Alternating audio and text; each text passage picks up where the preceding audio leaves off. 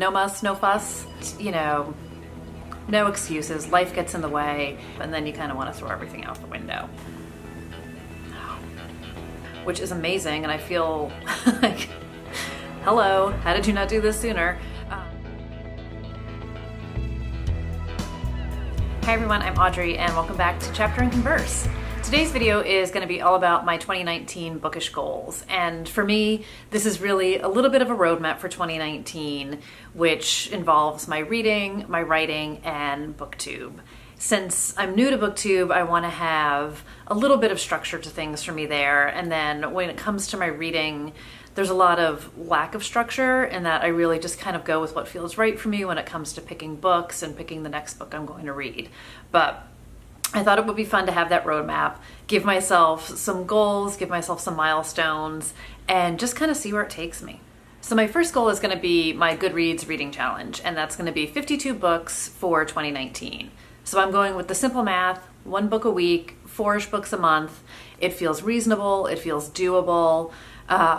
I'm not intentionally going to set goals that I can smash through, but my hope is that I would smash through this one, but at the same time, I want to keep it at a reasonable number so that I can achieve it and also just have fun along the way. My next goal is to read outside of mystery, thriller, and suspense, which is the genre I really lean towards. And I had talked about this a bit in my newbie tag, where I want to start to read outside of the genre that I've kind of been living in. And I used to read a lot more diversely, and I don't really know why I shifted gears, but you know, I did, and that's cool. And you know, what I want to really do this year is make sure I'm reading more outside of just mystery thriller. So even in the past couple months, I've picked up more nonfiction, and I picked up some YA. There's going to be a book haul, I don't know if it's going to post before or after this one, where I got some YA books, which I used to read a handful of, more back to contemporary and some classics. So I'm going to try and dabble in some places and just sort of see what happens. And if, you know, a book's not feeling right for me, I'm giving myself permission to DNF it. I'm not going to force myself to read a specific genre or a specific book just because. But I think, you know, I had also talked about this. I write mysteries, but when you're writing, it's important not just to read in your genre, but to read diversely. And that's something I need to do more of. And I was at this writing conference in the summer, and people were talking about all sorts of books, and not just, it was a thriller conference, but people weren't just specifically talking about thrillers. And I also realized how many books I'm just not reading and how many books are out there that I might be missing out on. So I'm making a conscious effort to diversify my reading list and the books I'm picking up for 2019. My next goal is to reread some of the books that I've loved in the past. I'm going to pick 12 books, 1 book per month, and it's a book that's going to be something that's reflective of something that was really meaningful to me at some point or another. And it doesn't mean it was like this game-changing, oh my god, my entire life like turned around completely when I read this book, but more about books that were either significant to me, you know, at a certain time, or a book that I just love and maybe I haven't revisited it in a while. And I was kind of chatting with somebody, you know, via YouTube comments about this, about how you can read a book at different points in your life and it can have different meaning throughout. So I'm going to pick 12 books, and kind of off the top of my head as I was thinking about this, I was thinking about Lucy Sullivan's Getting Married by Marian Keyes, and The Devil Wears Prada by Lauren Weisberger, The Robber Bride by Margaret Atwood, Girl, I want to say it's by Blake Nelson. I'm going to feel bad if that's not right, but I'm like 99% sure it was Blake Nelson.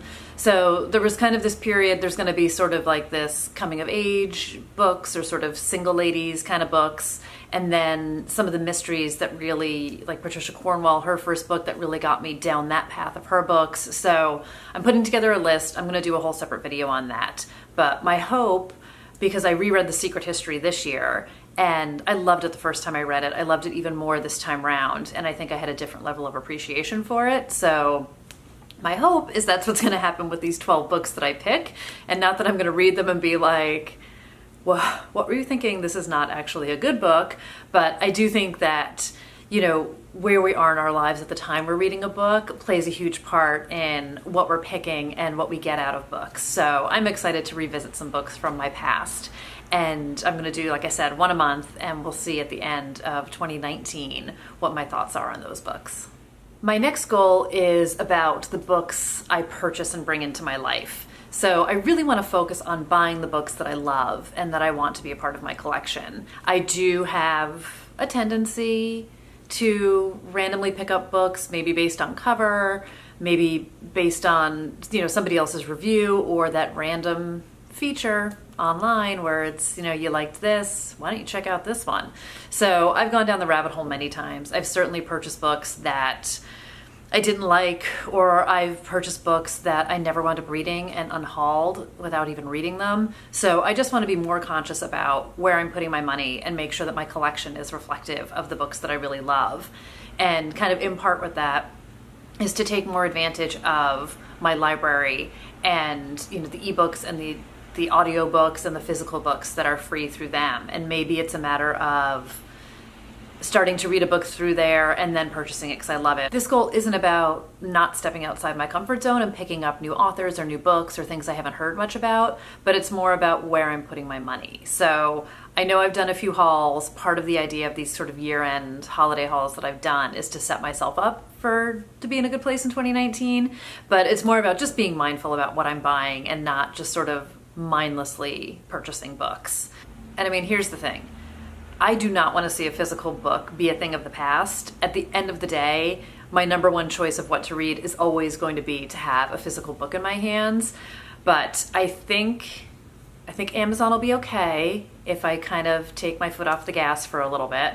And I think my local bookstore will be okay because there's a lot of people who go to it. So this isn't a book buying ban. It's more of buy what you love, be mindful about what you're purchasing, and, to steal from Pitch Perfect, make good choices. So that's my plan. My next goal is to read more nonfiction, specifically books I have about writing.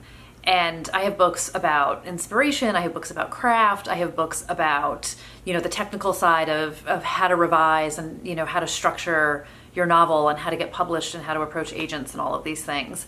And I used to be really good about reading them more consistently, and I have become very good at purchasing them, but I haven't been as good about reading them. So I want to make sure that I am including something about writing, preferably monthly, in the books that I'm reading. And then back to kind of that rereading goal, the one that pops to mind specifically is On Writing by Stephen King. I read that a long time ago. I read it again somewhere in between, but it's been a dog's age since I've read it. And I think starting off the new year with some level of writing inspiration is something that's also critical for me. So in the spirit of writing, my goal for 2019 is to do just that. Writer's right. That's it. It's that simple and clear cut. You have to sit down in the chair. You've got to type it out. You've got to write it out. It's not about the muse. It's not about all the brainstorming, and all of those things are important. But if you aren't putting words on the page, then there is no book. So much like I got off track with my reading this year, I got off track with my writing. And again, life got in the way. Kind of all my fun stuff got pushed to the side. And I talked about this in November. I did National Novel Writing Month, which is 50,000 words in 30 days.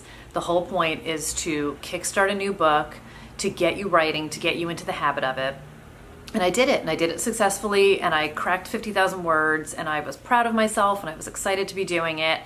And I took a little bit of a breather from it and have kind of been dabbling a bit. But what I need to do is get back to that structure. And, it's December, and it's the holidays, and it's a hard time of year. But putting my butt back in the seat, writing again, it's what I love to do, and I need to be doing it.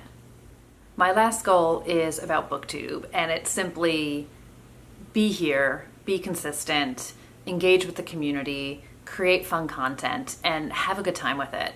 So I am still so new to things here, and I have to say, I was scared to death of doing it. I'm having such a good time. I'm having more fun than I thought I was going to, in the sense of, the technical aspect of learning iMovie and how to edit your videos and how to figure out lighting. And, I'm still struggling a bit with sort of when to film, and my videos take forever to make right now because I'm just not in a groove of it yet. So my goal would be to keep doing it and get better at that side of it, get quicker with the editing side of it, you know, come up with the creative content and be active in the community. And I have to say, I'm so grateful to people who have reached out to me, people who have subscribed to my channel, people who have commented on my videos.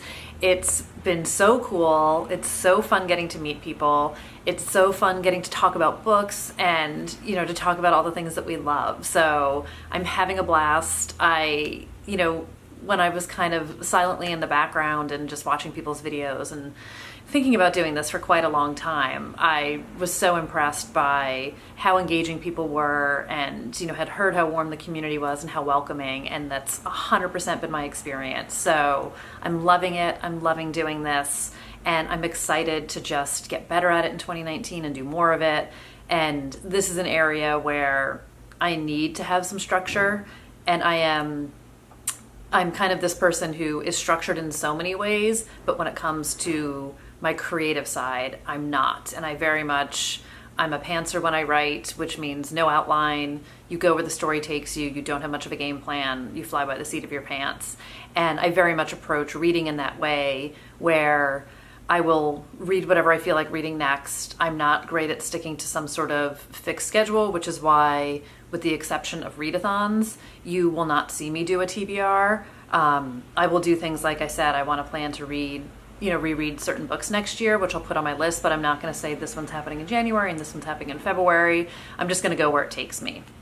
What I have learned is you can't do that when you're trying to film videos and post on some kind of a schedule and factor in time for editing, or you shoot videos for a day and you put them on your computer and you look at them and you realize you have lost so much daylight that you're basically sitting in the dark by the end of it, even though you have overhead lights on around you. So I'm learning the hard way, and that's part of the process, and I don't hate it. It's all good. It's all good. I'm learning. But I do need to put time in my schedule to film and have much more of a game plan, so I'm not down to the wire, because I do want to be consistent. I know that's the most important part of it, and I also want to be having fun with it, so I don't want to feel pressured to post videos that I'm not happy with, or pressured to film and rush through things. So finding some kind of schedule and structure, kind of all of that, you know, in the bubble of Booktube. And under that umbrella of being active in the Booktube community, it's doing more readathons. I'm doing my first one right now with Cloak and Dagger Christmas, and I'm having fun with it. And doing some buddy reads and being more active in the comments and engaging. And, you know, I'm not really active on Twitter. I'm building my Instagram, and I'm having a fun time getting to meet people there. So really just kind of upping my game in all of those areas and being continually engaged with people. So that does it for my 2019 Bookish Goals. I think it's reasonable, I think it's achievable, I think it's just enough of a roadmap to get me off and running. And, you know, I'll see where the year takes me and can adjust along the way, but nothing too complicated, nothing too revolutionary, just a little something to get things going. So I would love to hear what your goals are. I will keep you posted on those 12 books that I'm going to read. So more to come, and hopefully I will see you guys back here soon. Thanks for hanging out today. Bye.